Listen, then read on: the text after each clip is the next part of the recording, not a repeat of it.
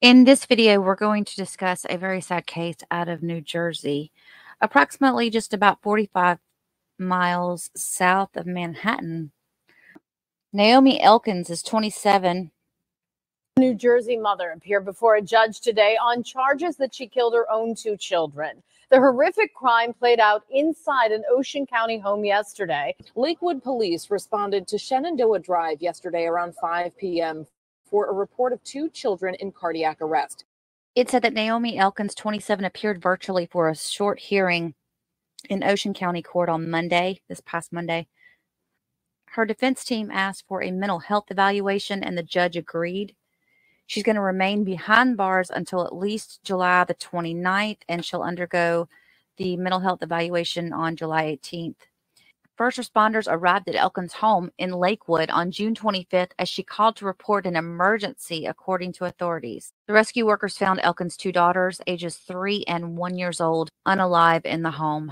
Medical examiners determined both girls had been drowned in bathtubs in the home about 45 miles south of Manhattan. Elkins told police that before she unalived her girl, she'd been having concerning thoughts and she preyed on the issue. Police said Elkins admitted to then stabbing her 1-year-old daughter, filling up the bathtub, and drowning her. She then found her 3-year-old daughter and drowned her in a different tub. Elkins told cops she unalived the girls for religious purposes. After the homicides, Elkins' defense attorney released a statement saying, "The sad truth is Naomi Elkins has a well-documented history of severe mental illness, which has absolutely played a major role in these devastating events. While we acknowledge the seriousness of the charges that she is facing and respect same, we also believe that it's important to recognize the incredible complexities presented by mental health challenges." Elkins' husband had left for a work trip to Virginia in May and was not home at the time of the killings. He's been gone since May?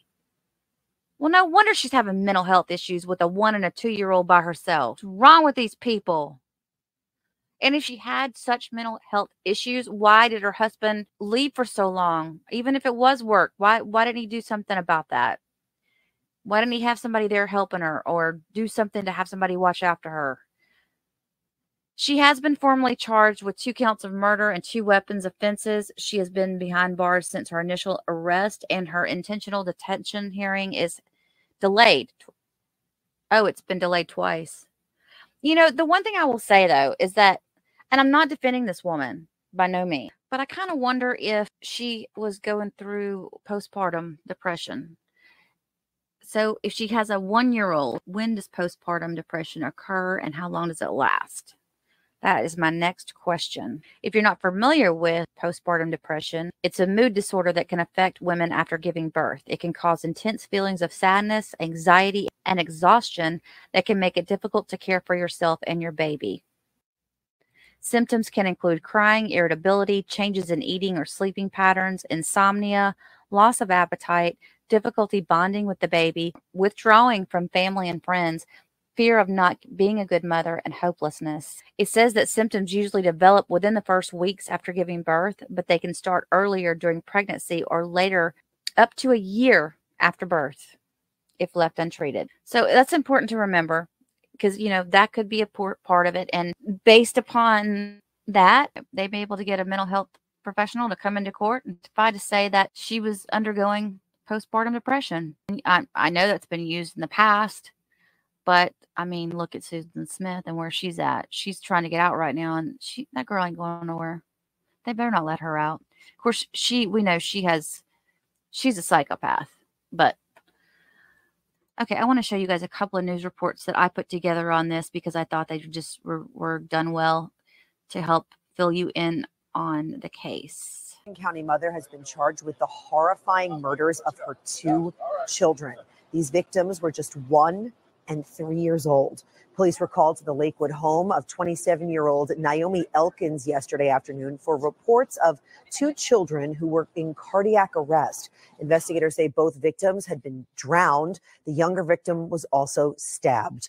Both were pronounced dead at the scene. Elkins was arrested. She is being held in jail pending a detention hearing.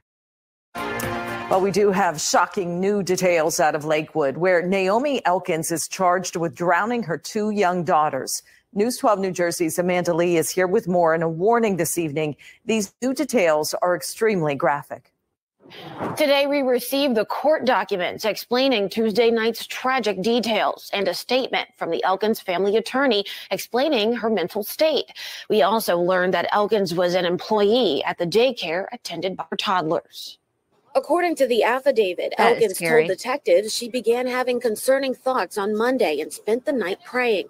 The next day, she went to work at Giggles Daycare in Lakewood, bringing her kids, as she always does. Upon returning home, Elkins told police she believed she needed to kill the children for religious purposes. Did you hear and understand the video that was played for everyone earlier today? Yeah. In the affidavit, Elkins admitted to drowning both her daughters in bathtubs after stabbing one of them, telling police she realized she had done something wrong afterward and contacted medical services. Authorities say the 1- and 3-year-old were found unresponsive and unclothed, one daughter suffering stab wounds in the stomach and back. The owner of the residence says it was rented out to Elkins and her husband, who was on a business trip at the time. Elkins is facing murder charges and the unlawful possession of a weapon in both deaths. The Elkins family attorney says the 27-year-old has a well-documented history of severe mental illness, which has absolutely played a major role in these devastating events. After stabbing one of her children, she held her underwater for several minutes while her other child ran into another bathroom because she was scared. Elkins allegedly went into that bathroom and drowned her other daughter. Afterwards, she realized she had done something wrong and she called the medical center. A responding detective asked her if she wanted to write a letter to her children, which she did. The letter references killing them and was collected as evidence. Oh, she's damned. In a statement Thursday, Elkins' attorney said she has a well-documented history of severe mental illness. She had called the Hattula Medical Center and told them she hurt her kids. When medics arrived, they unsuccessfully tried CPR to resuscitate the girls. There's just nothing good about that. That is sad, sad, sad. Hockey players are jailed for group sex attack on a 17-year-old who was working at their hotel. They filmed the assault and showed it to teammates. There's 2 of them. Nicholas Daigle, 21, lured the 17-year-old to his room where Victoriaville Tigers teammate Massimo Siciliano, 21, was also waiting before the pair assaulted her for 40 minutes. This happened in June of 2021. Why is it just now coming up? Because they're just going to court. The rest of the team was celebrating a triumph in Quebec Maritime Junior Hockey League, and Diego ran downstairs to show them video he had filmed of the attack. A Quebec City court heard that a team employee simply made him delete the video. Oh, no. As Siciliano continued the assault upstairs, Crown Attorney Michael Berube said that he hoped the case would encourage other victims to come forward, as Diego was jailed for 32 months and Siciliano for 30. It's a significant sentence that reflects the gravity of what happened. That's them right there. The court heard that the teenage victim got to know Diego during the months his team spent at the hotel in the Quebec resort town of Lac Beauport during the 2021 playoffs. She turned down an invitation from team members to join their party in a conference room of the hotel on June 5th and also refused Daigle's request to join him in his room, citing company rules. I mean, these guys aren't ugly guys. They could have picked up a cute girl. That's what kills me about these idiots. But Daigle messaged her again after she clocked off and persuaded her to go to his room. She did not know Siciliano and told the court she felt trapped as the pair assaulted her, sometimes simultaneously, while Daigle filmed his surreptitious video. She said, "I was vulnerable, that I was the ideal sardine for their fishnet. I fell into a trap for a long time thinking that it was my fault, that I was there. I felt guilty. Now I'm convinced more than ever that what I experienced should not have happened and that it was not my fault and that I was a victim of a sexual assault." The court heard that she was sobbing as she sought refuge in the bathroom and that her attackers admitted to each other that she had not enjoyed herself when they spoke afterwards. The scandal is just the latest to rock the sport of Canada, where 5 international stars are still awaiting trial for the alleged gang attack R word, of a young woman in 2018. Police initially dropped their investigation into the attack at the Delton London Armories Hotel in London, Ontario, only resuming it in 2022 after the woman won a $3.5 million lawsuit against Hockey Canada. Michael McLeod and Kyle Foote, formerly of the New Jersey Devils, Dylan Dube of the Calgary Flames, Carter Hart of the Philadelphia Flyers, and Alex Formanton, a former NHL player who now plays in Switzerland, currently faces a court date next month. So that was what we saw earlier. That was why I was showing those guys earlier. Michael McLeod, Carter Hart. Ontario Detective Sergeant Catherine Dan admitted in February that was not enough evidence to bring charges against the other 3 men accused of their involvement. I will just say that we've laid out the charges that we have reasonable ground for at this time. Daigle and Siciliano admitted sexual assault at a hearing in October at the start of what was to have been an 11-day trial. Daigle also admitted 2 charges of filming and exhibiting a video of the attack, a video the victim only became aware of the following day. Horrible. They told the court they had been drunk and admitted they had not taken responsible measures to obtain the victim's consent. Ahead of sentencing on Monday, they expressed remorse and said they no longer plan to pursue a career as hockey players. Probably not by their own choice, I'm sure. We have 2 individuals who are playing for a prestigious league in Quebec who committed acts and were found guilty and were sent to prison today. I hope that the courage of the victim in this case will inspire anyone who has been a victim of sexual assault to come forward, no matter how powerful or influential their perpetrator might have been.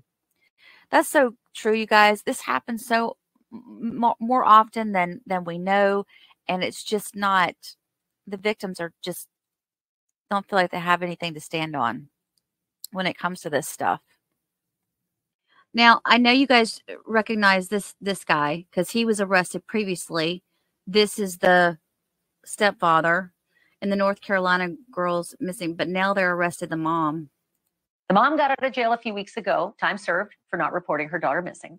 But now police in Cornelius, North Carolina have publicly named her as a suspect in the girl's disappearance. It says that she spent 520 days in jail when she failed to report her daughter, Madalina, missing for 21 days. 21 days. She didn't report her missing. She was a 6th grader, last seen getting off the bus, which we're watching here, on November of 2022. On Monday, they said that they are continuing to seek information on their search for the missing schoolgirl and considered her, the mother, a suspect in their investigation. This was June 26th. Diana and the girl's stepfather were both arrested and charged with failure to report their child as missing in December of 2022, just weeks after Madalina was last seen in public. Diana, who initially pleaded not guilty to the charge, later accepted the charges and was sentenced to 24 months in a maximum prison, minus the 520 days in jail she had been serving since her arrest. She was released from prison in May. The stepfather, who stuck by his non-guilty plea, was found guilty of failing to report his stepdaughter's disappearance and sentenced to 30 months of supervised probation, according to the outlet.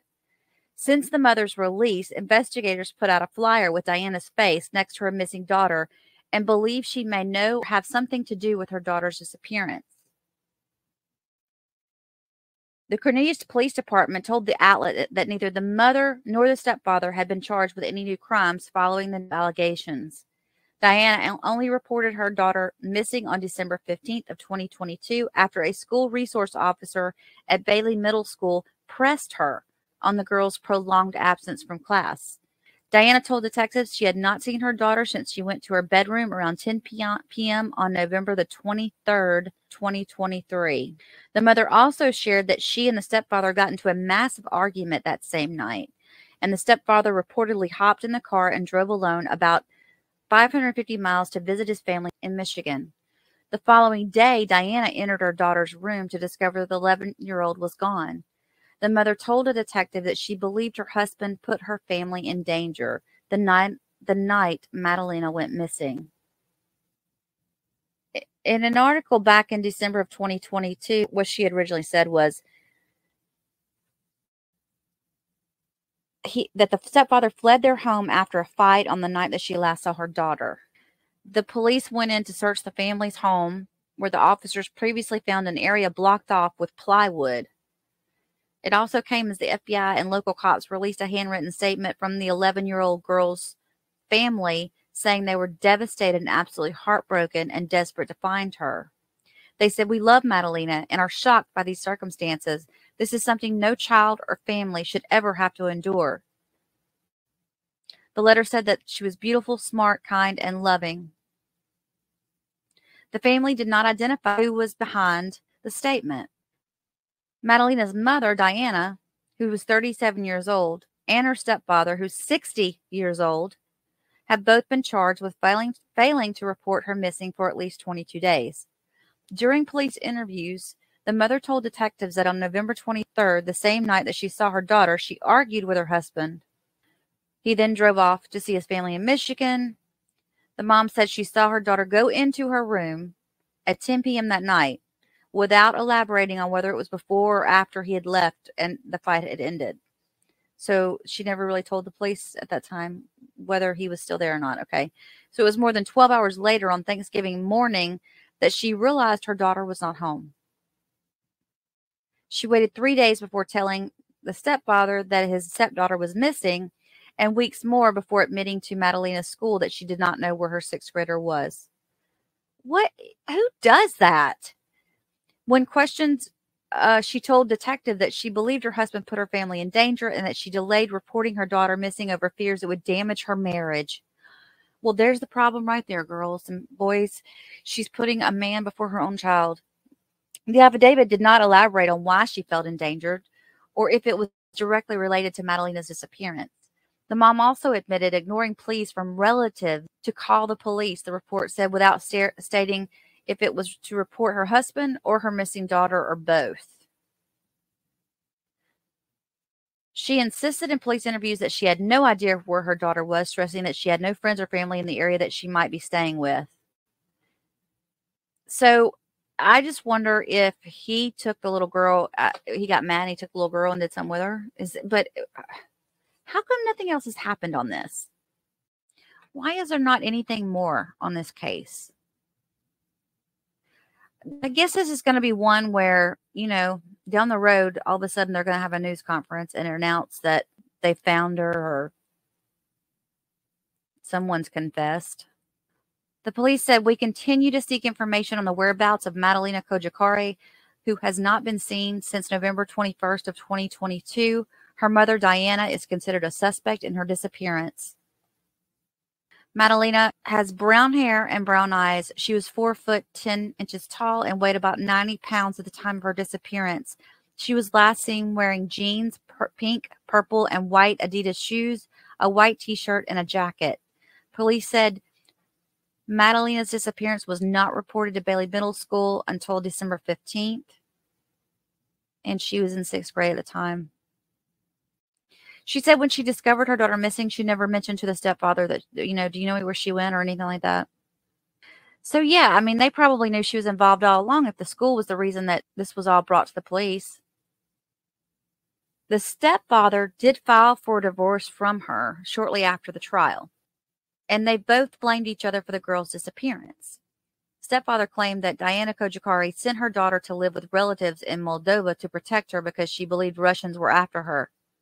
He said, "I believe Diana has tucked her away somewhere where she's not going to be found."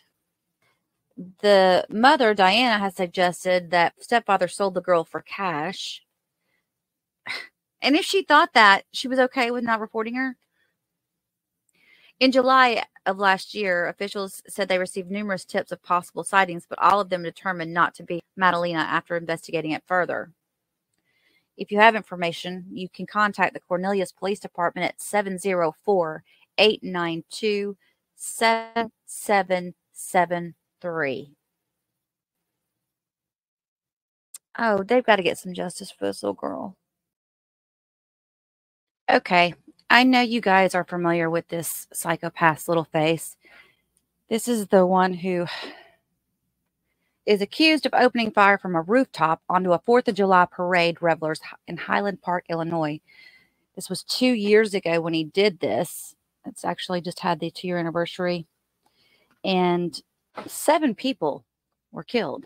Dozens were injured. Well, he's pulling a stunt now.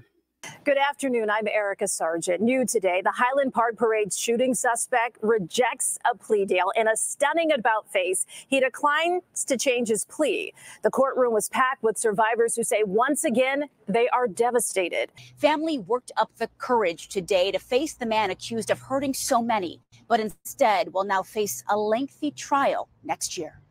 In court, prosecutors said they and Cremo had agreed to a deal in which Cremo would plead guilty to 7 murder counts and 48 counts of aggravated battery, 1 for each named victim in the indictment. In exchange, he agreed to be sentenced to natural life in prison, and the rest of the charges would be dismissed. The judge then asked Cremo, who was brought into the courtroom in a wheelchair, whether he accepted the plea deal, but he did not.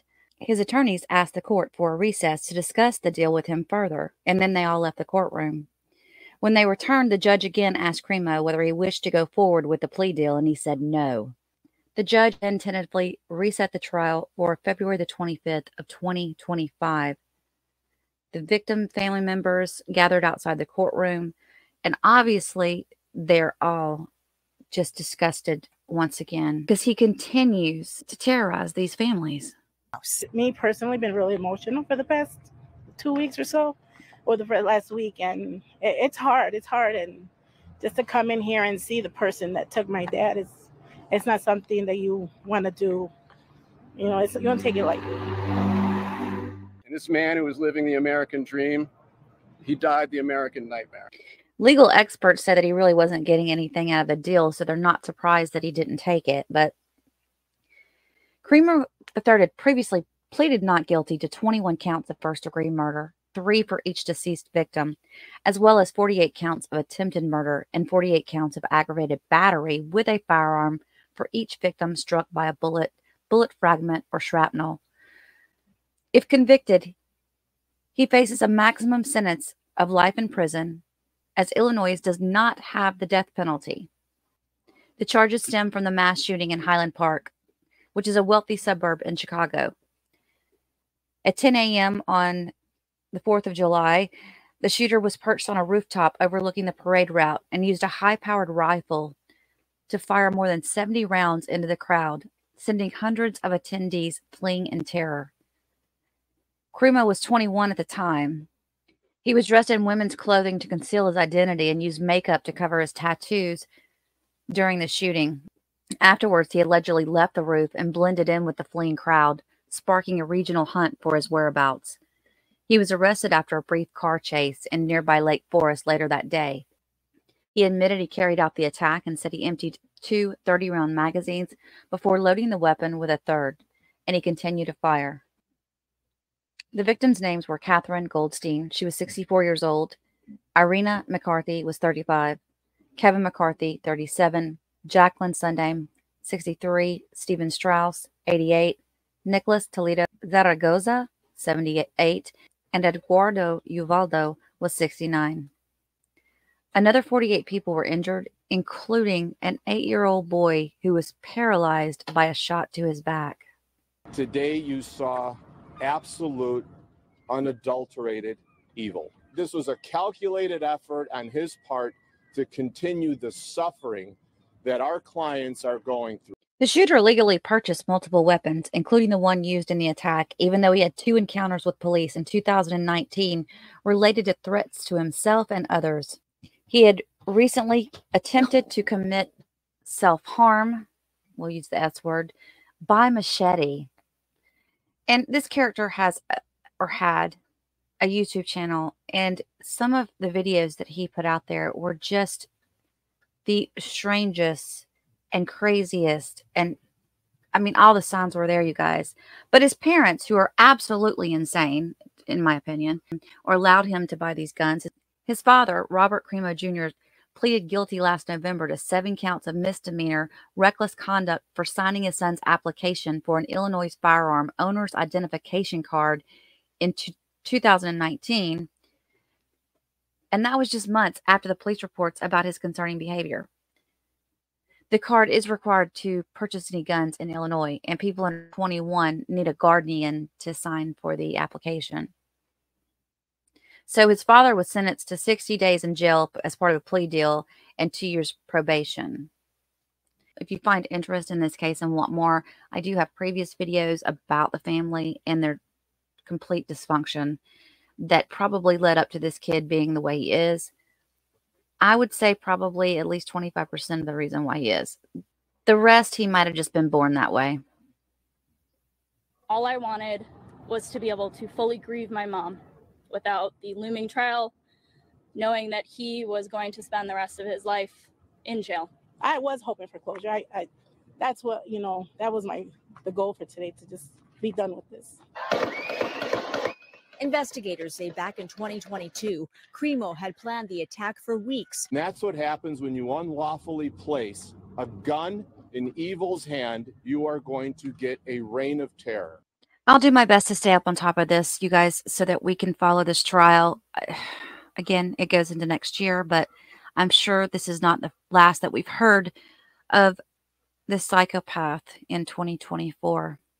So if you'd like to send prayers up for the families, please do so. Now, you guys may remember this case. It happened a while back, but I recently found this conference where they had the lady who was responsible for a child being found in an abuse situation. She got up and spoke. If you're unfamiliar with the case, this will bring you all up to date on what happened. And for those of you who are aware of it, this is just a nice revisiting of how one person stepping in can make a difference. An awesome story today, and what a difference it can make when a citizen gets involved in the process of assisting us in keeping our community safe. The story, I'm going to turn it over to the detective who will be able to tell the story, but I just want to publicly say how much we appreciate the actions of this young lady here with her daughter and the owner of the business. Good afternoon. My name is Detective Erin Lawler. I'm a detective with the Special Victims Unit here at the Orlando Police Department. On the evening of January 1st, 2021, a family went into a local restaurant, Mrs. Potato, to have dinner. The staff member, Miss Carvalho, saw the family come in. It was a father, a mother, and 2 children, an 11-year-old boy and a 4-year-old girl. Food was ordered. The son was denied the food, which drew her attention. And I'll let her speak to the steps that she took. But law enforcement was notified. Officers responded to the scene, and an arrest was made of the father that evening, Timothy Wilson II.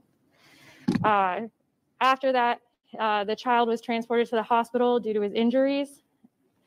Additional disclosures of abuse, and abuse, I say lightly, it was torture, to be completely honest, that this child had received at the hand of his stepfather, was disclosed to DCF.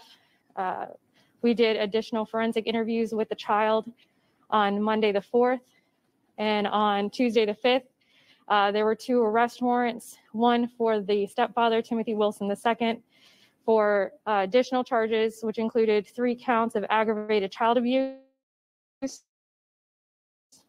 and child neglect. There was also an arrest warrant for the mother, Christian Swan, for 2 counts of child neglect.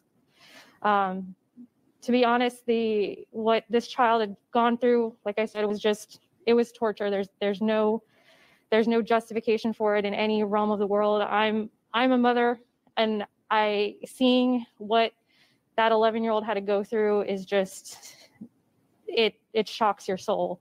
So I truly believe, and I want to say thank you. If Miss Carvalho would not have said something when she saw it, that little boy would probably not be with us much longer. So thank you, ma'am. As you can see, it was a very emotional situation for our staff, for our detectives, seasoned veteran officers of this agency. That's how appalling this situation was. Now we'll turn it over to our hero, please. So I was working at the restaurant that night, and a family came in like a regular family. So we start serving them, and I observed that everyone received the food, but not the kid. And this kept my attention, and I went to the table to ask if was something wrong with the food, with the order. And the man told me that no, that was everything fine, and that the boy is gonna have his dinner at home that night. So, and I'm a mother also, and was very strange to me because you don't deny food for a kid, especially in a restaurant. So, and in this time, the boy was using a hoodie, a mask, and a glass. So we was not able to see much of his face. But I could see that he had a big scratch on between his eyebrows. And a couple minutes later, I saw some bruise on his the side of his eyes. And after bruises here. So I feel that something really wrong was happened there with the kid. And I start thinking what I should do and what I could do. So thank God he was sitting in the only chair that I was able to show him a sign, because he could see me, but the parents don't. So I wrote a sign asking him if he was okay. And he nodded no. But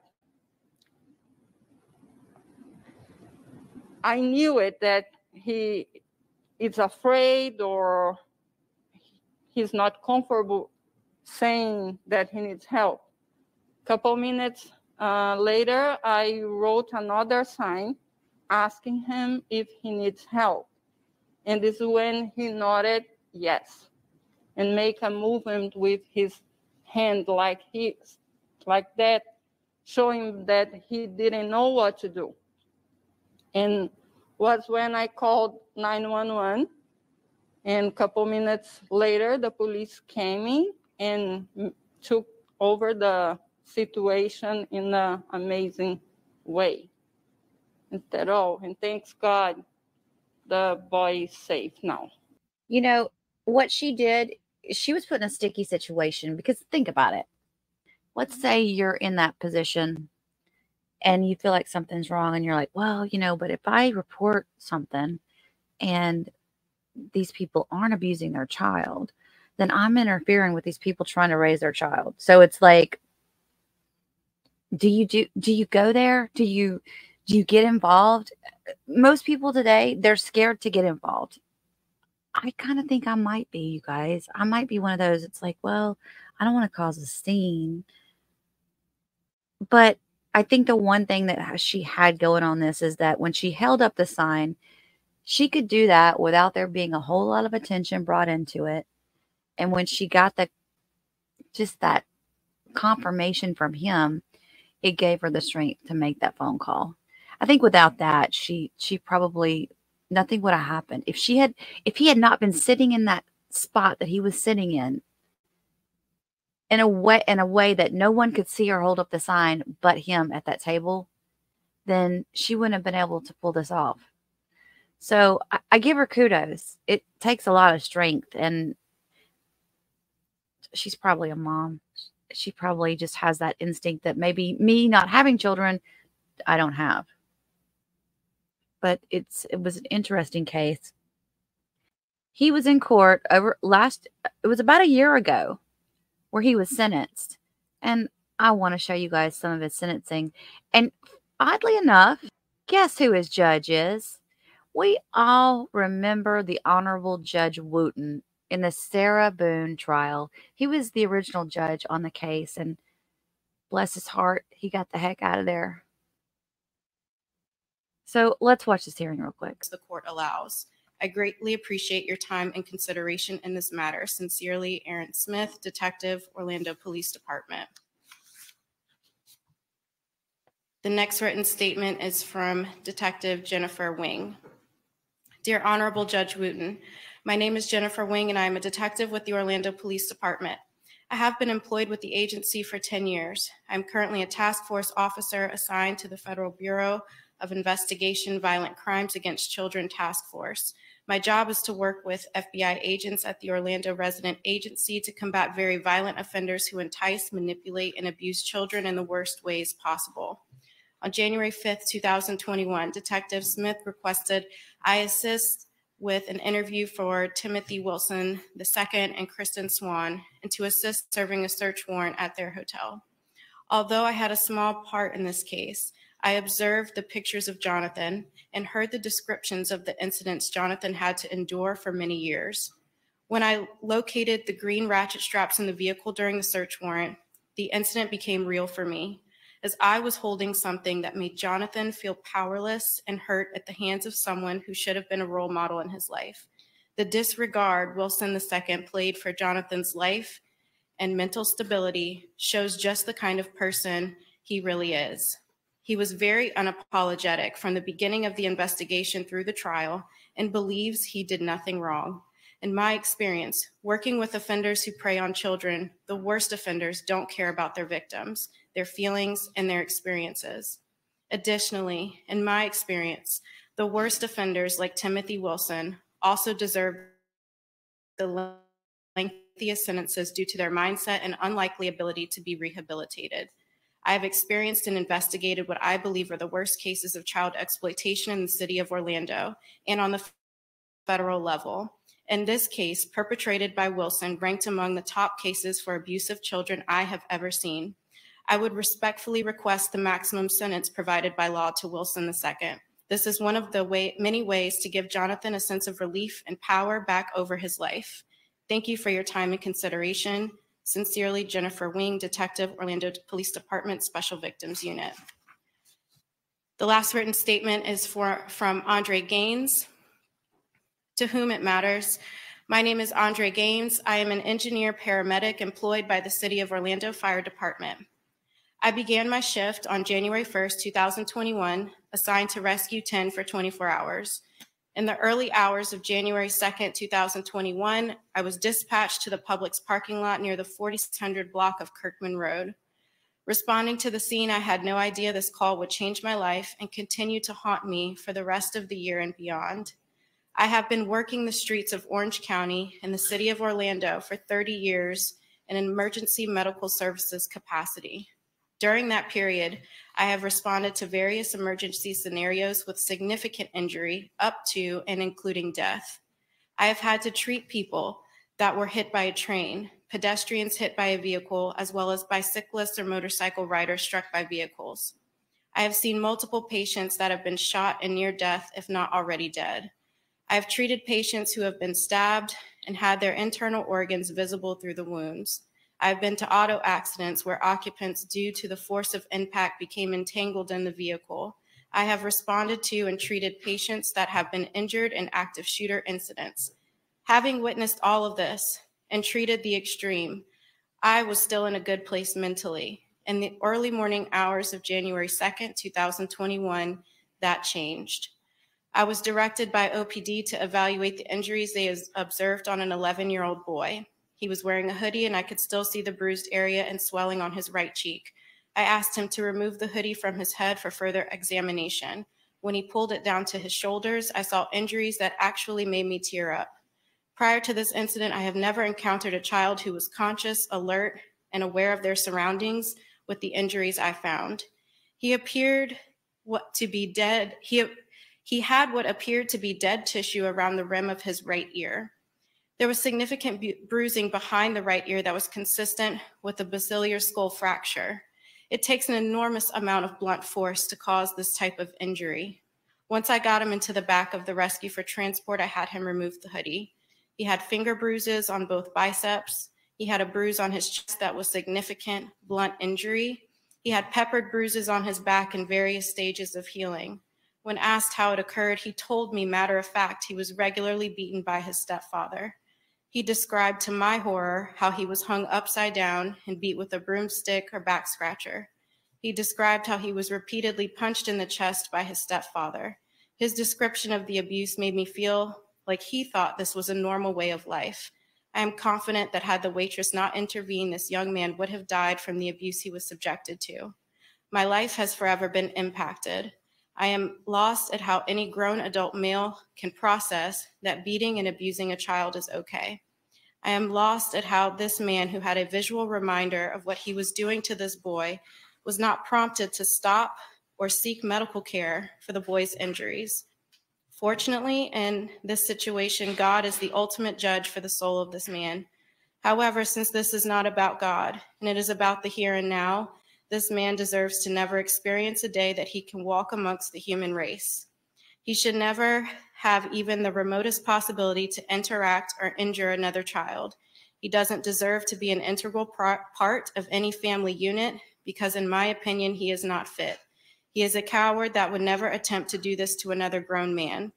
I realize the impact he has had on my life is minute compared to the impact he has had on this young man. I hope, Judge, that the judge will find that you will sentence him to prison for as long as legally possible.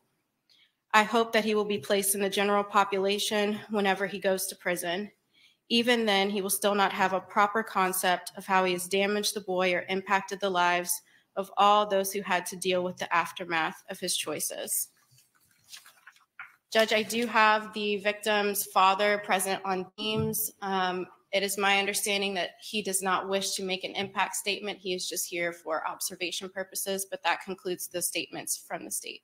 Ms. Sweet, witnesses for purposes of sentencing on behalf of the defendant. Your Honor, may I remain seated? You may. Thank you. Mr. Wilson has asked me to read the following corrections on the PSI. He said that his victim did not have a broken arm. He also wants to correct that his employment history was from 8/19 until COVID. He also wants to correct that the income his wife had maintained to pay the bills, but he had no way to make contact with her or give her a power of attorney to arrange to settle his affairs.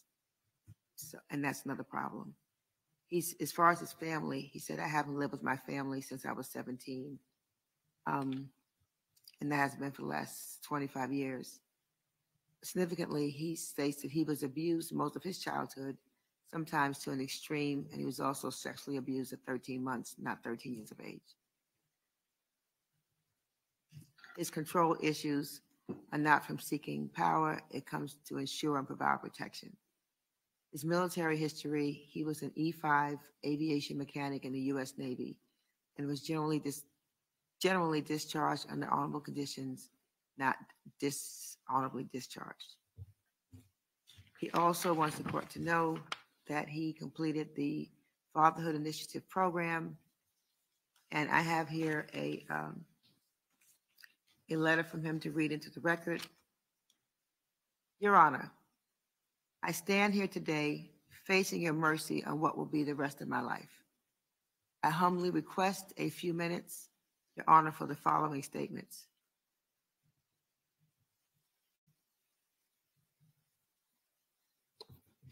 I would first like to address the members of my family, the greatest four people I've had the privilege to know and to love. To my son, Jonathan, I am sorry. I am sorry I'm not your father. I'm sorry I failed at caring for you in his place. I'm sorry I failed at showing you how much I love you. Truly, I can't express how much it hurts to see you fear and hate me. I'm sorry I became to you what I sought to protect you from. I'm sorry I hurt you. I pray for your forgiveness. To Autumn and Renee, I'm sorry I can't be the dad I should be to you. I'm sorry I can't be with you. I promised I would only be gone for a little while, and now I may never be there again. Never forget, you'll always be my little girl now and forever. To Nathan, I've been in jail since you've been born, and this may be all I ever get to say to you. You have been and always will forever be in my thoughts and prayers. I'm sorry I couldn't hold you, hug you, and see the light in your eyes. No matter where your life takes you, I pray it's amazing and wish I could have been a part of it. I love you, little buddy. Be righteous and follow God. To Kristen, my wife, I understand if and why you hate me. You know I am not this horrible monster I've been made out to be. I've been the cause of your entire life being ripped away and destroyed more and more every day. Nothing is worse than a parent or child losing the other, except to have lost them and you still be there. I cannot change anything or undo the mistakes we made. I can't make it better. I can't heal your heart. When I met you, you became a shining light, pulling me from the drowning depths of the lake that was my life. I wanted nothing more than to be you and Jonathan's hero, the man of your dreams. You were and still are the shining light pulling me afloat. The only thing different now is I've got 3 more sets of arms helping you. I'm sorry I failed you as a husband, as a father of our kids, and as a provider and a protector. I can never express the hurtful sorrow I have knowing you have to live with my mistake alone. The only thing worse is that I dragged you down with me, and you are being punished for loving our kids and being the best mom I could have ever hoped you'd be, and that I can't be there to help you through all the grieving I knew you've been going through. To all of you, I'm sorry. Please forgive me, and know that even though I'm not there and you can't see me, I will always love you and never stop loving you. You will always be family and forever in my heart. I ask, please love them. Heath, I ask, please love them and provide for them how I no longer can. I care for them the way I wish I could. Take care and always know I'm there for you, Jonathan, Autumn, Nathan, and Kristen. I love you. Your Honor, I stand before you awaiting sentencing for crimes I've been found guilty of. You are the only thing standing between me dying alone in prison and having a chance to one day maybe meeting my kids again. And to say I'm sorry to their faces and prove just how sorry I really am. I only done what I thought was best and what I knew worked on me growing up and knowing what didn't. I know that some of what I did was unorthodox to some, to others plain disgusting. To some, it could have been the only thing they knew. I also realized that just because I didn't intend to hurt my son, I could have or did. While here in custody, many individuals like Mr. Hackey of Young Fathers Initiative have shown me other ways of handling things I could have done. I'm sorry I didn't, and God will punish me for those things, and I will seek to earn his mercy and forgiveness. I've already lost the 4 best people anyone could be lucky enough to know: Jonathan, Autumn, Renee, and Nathan, and my wife, Kristen, who might not be far behind.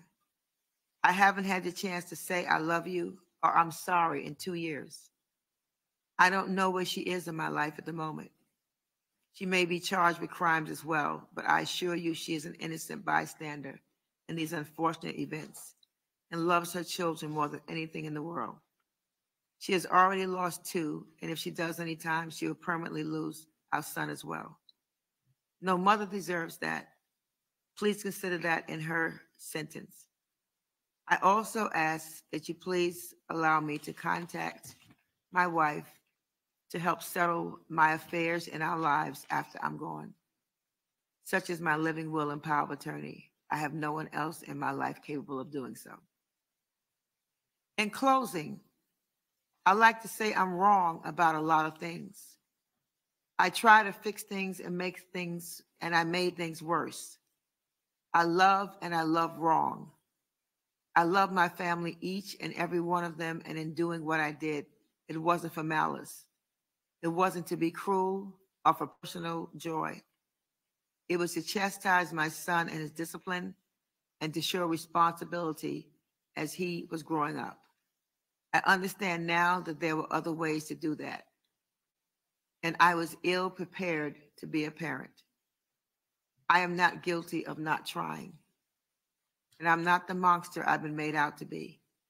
I stand firm and truly believe that God will touch your heart and help ease your mind as you give your sentence. Thank you, Your Honor, and may God have mercy on me. Any other presentation, Ms. Sweet, witnesses, or other evidence you want me to consider? No, Your Honor. Ms. Day, brief argument as to what you think the appropriate sentence would be. Yes, Your Honor. The state would just note that the arguments have been made in the state sentencing memorandum that was previously filed prior to sentencing on August 16th. And so in addition to those, the state would just reiterate that the 2 additional impact statements provided by Ms. Masters and Ms. Diaz in court do corroborate the state's position that Mr. Wilson should be sentenced to no less than the bottom of the guidelines consecutive for each count to which the jury found him guilty. The state is also requesting that the court impose the mandatory sexual offender registration requirement for being found guilty of the false imprisonment of a child under 13 pursuant to Florida Statute 943.0435 sub 1 sub H. Okay. Ms. Sweet, argument as to what you think the appropriate sentence should be. Your Honor, I had the opportunity to get to know Mr. Wilson for a long time and to talk to him and to interact with him. And as his letter stated, I do not feel that he felt that he was doing anything other than what he needed to do to try to help his son with his behavior. Unfortunately, the actions taken by Mr. Wilson by the average person in society, they have a problem with it. But I think that you probably heard when I was reading his statement that he basically did to Jonathan what was done to him. So from his reality, it wasn't from an area of being a bad person or a mean person or a malicious person. He knew from what he experienced. That's why he went and took the parenting class and he realized that there were other ways to do things. So from his background and his experiences, he did the same thing that was done to him, to Jonathan. He racks up many points.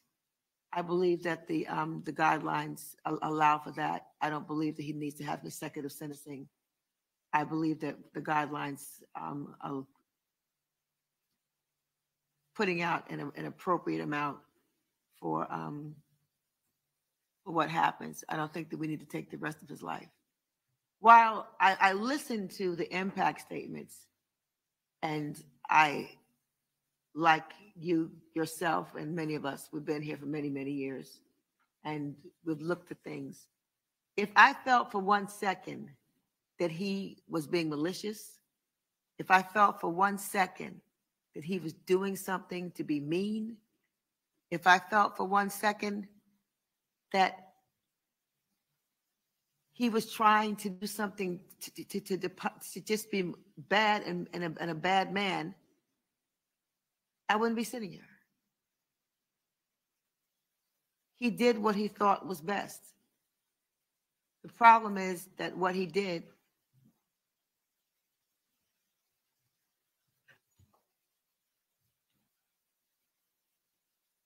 was problematic. Now, to speak to you as a person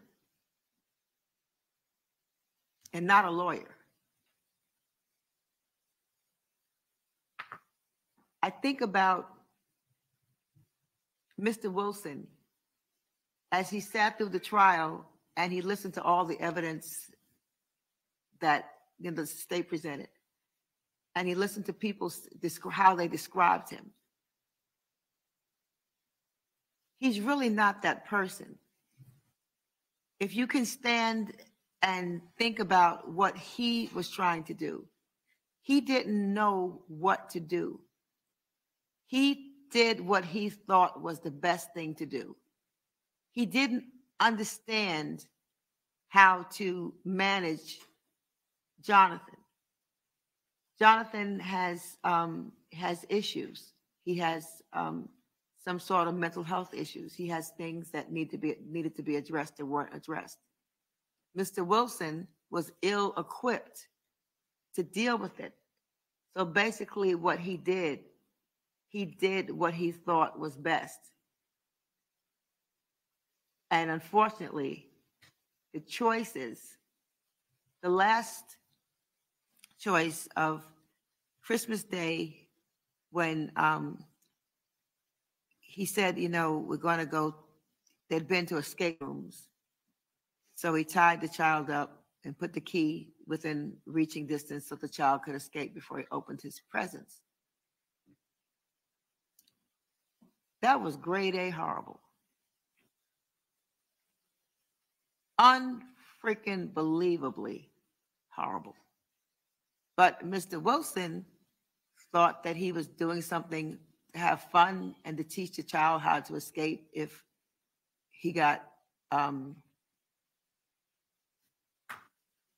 kidnapped or picked up by people. So I just want you to just think about that though he did these things, he didn't come from a bad place. His results ended up in a bad place, but his intentions were not from a bad place. Because how could he know any different when he pretty much did what was done to him? That's all I have to say, Your Honor.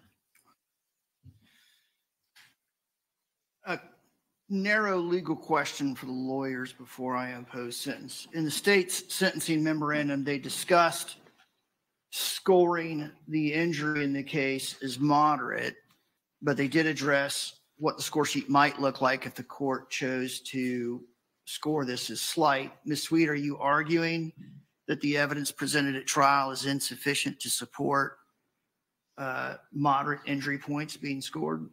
No. All right. So, Mr. Wilson, I'm about to impose sentence in this case.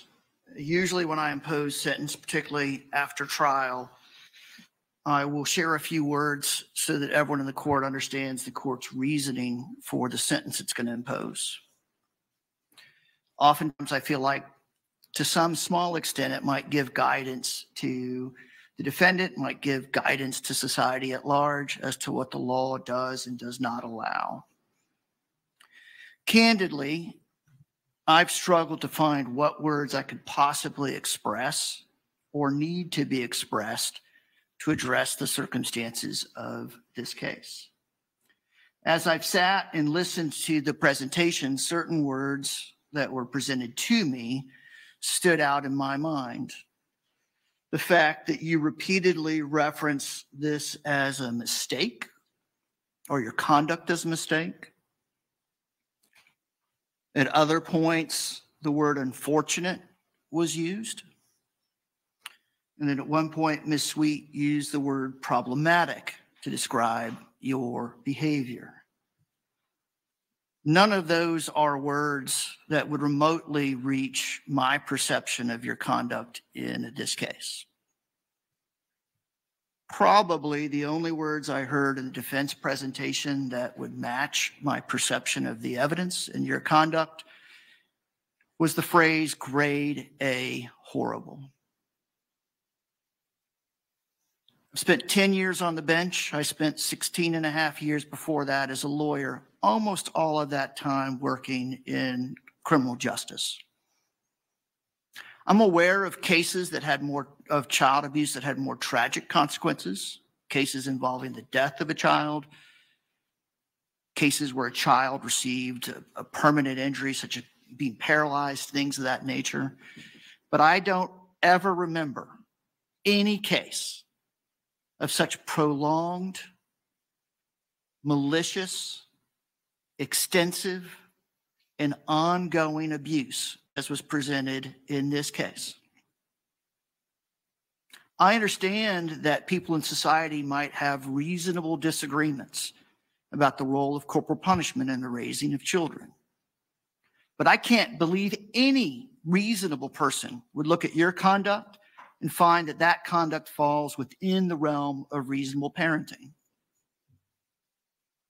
You have utterly failed, not only in the role of parent, but simply in the role of human being. And for those reasons, I'm going to impose the sentence that the law allows me to impose, although candidly, in many ways, I feel like it is short of what you thoroughly and richly deserve. As to count one, I'll adjudicate you guilty. I'll sentence you to life in prison.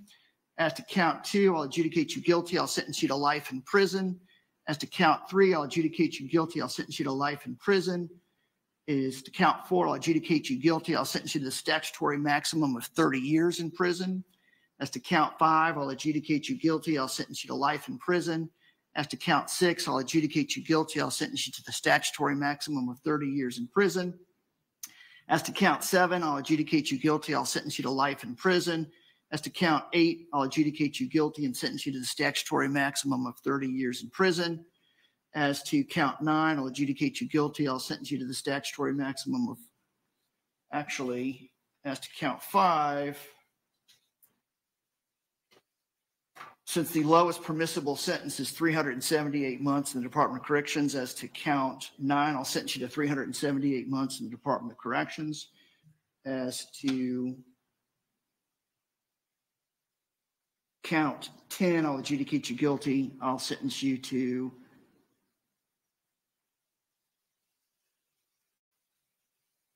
actually, as to count 10, it's also going to be 378 months in the Department of Corrections. That actually is the statutory maximum as to count four. So it's 378 months on count four. On count six. You said count four is, you said 30 years, but you said now it's 37. Based on my reading of the Supreme Court case in State of Florida versus Ridge Gabriel, if the lowest permissible sentence on the score sheet is higher than the statutory maximum, then it is the mandatory sentence as to each and every count. So I believe as to each of the first degree felonies, the statutory maximum is now 378 months as opposed to 30 years, which would be 360 months. So it will be 378 months. Again, as to counts four. What about 6 and 8? 6 and 8. It's also the statutory maximum as to count 9. As to count 10, it's 378 as well. Madam Clerk, what time served does he have?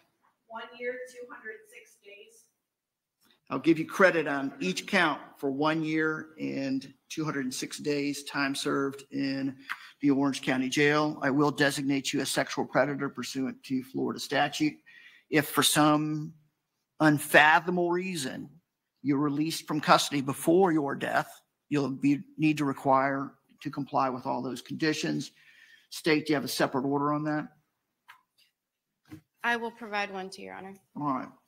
I'll order you pay all statutorily required fines, fees, and costs. Actually, Judge, it is a sexual offender. Sexual so we don't need a written order. All right. I'll designate you a sexual offender. Again, if for some strange reason you're ever released from custody, then I'll order that you comply with all statutory sexual offender conditions. Madam Clerk, announce all the costs for me. $418 court costs, $100 state prosecution fee, for a total of $518. Ms. Sweet, were you privately retained or court appointed? Privately retained. All right. Sir, again, I'll order that you pay all those costs within 1 year of your release from custody. If you were to die in custody, then obviously those costs are reduced to judgment. State, and all the sentences on each count will be concurrent with the other. State, have I omitted or misstated any mandatory sentencing provision? No, Your Honor. Ms. Sweet, anything else? No, Your Honor. Mr. Wilson, you do have 30 days to appeal the judgment and sentence of the court. If you can't do so, it has to be done in writing. If you can't afford a lawyer, we'll appoint a lawyer to assist you in the process. Your Honor, we already did the paperwork. I'm going to send the motion orders over to the office. I've already done the That's the judgment and sentence of court. Mr. Wilson's remanded in the custody of the Department of Corrections to serve his sentence. There's your. Well, how fitting that we end this video with some justice, right? It's just only too bad that Judge Wooten wasn't the judge on the case for the Ferreters, because that would have been perfect. If you're not familiar with the name, the Ferreters, they are a reference to the Boy in the Box case where they kept their son in a locked room in the garage for years, their adopted son. I hope you all have a great day, and I will talk to you very soon. Thanks for watching, everyone. If you enjoyed this video, please do not forget to like and subscribe on your way out, and feel free to leave a comment. Have a blessed day.